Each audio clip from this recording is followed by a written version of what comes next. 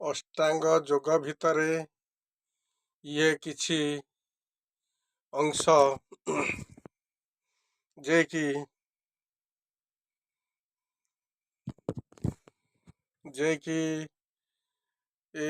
ମୁହଁରେ ବ୍ରଣ ବାହାରିବା, ମୁହଁ ଗାଲ ଲୋଚାକୋଚା ହେଇଯିବା, ଇଏ ସବୁ ହବ ନାହିଁ। କି ମୁହଁ ଫାଟୁଥିବା ବା ମୁହଁର ଯେଉଁ ବଥ ବାହାରେ ସେଗୁଡ଼ାକ ଆଦୌ ହବ ନାହିଁ। ଏଗୁଡ଼ାକୁ ଧ୍ୟାନର ସହକାରେ ଦେଖନ୍ତୁ। ପ୍ରଥମେ ମଙ୍କି ମୁଦ୍ରା, ଯେଉଁଟା ଦ୍ୱିତୀୟ ମଙ୍କି ମୁଦ୍ରା, ଯେ କି ଆମର ପାତି ମାଙ୍କଡ଼ ଭଳି କରାଯାଏ, ସେଇଟାକୁ 21 ଥର କରିବେ।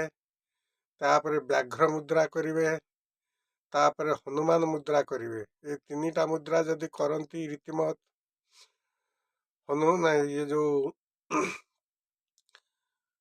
ମଙ୍କି ମୁଦ୍ରା 21 ଥର, ବ୍ୟାଘ୍ର ମୁଦ୍ରା 9 ଥର, ମଙ୍କି ମୁଦ୍ରା 9 ଥର, ଏଗୁଡ଼ାକ କଲେ ଥାଇରଏଡ଼ ରହିବ ନାହିଁ, ହବ ନାହିଁ।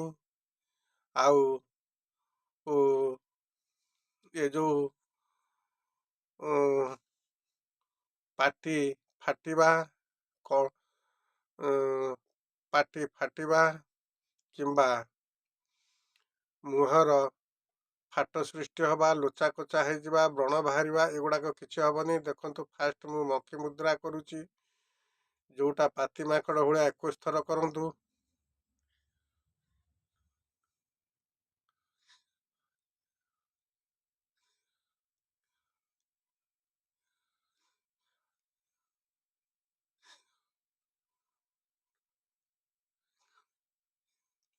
ଥର।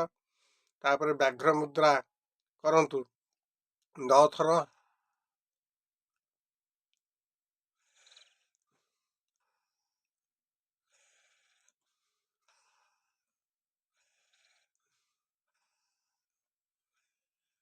ତାପରେ ମଙ୍କି ମୁଦ୍ରା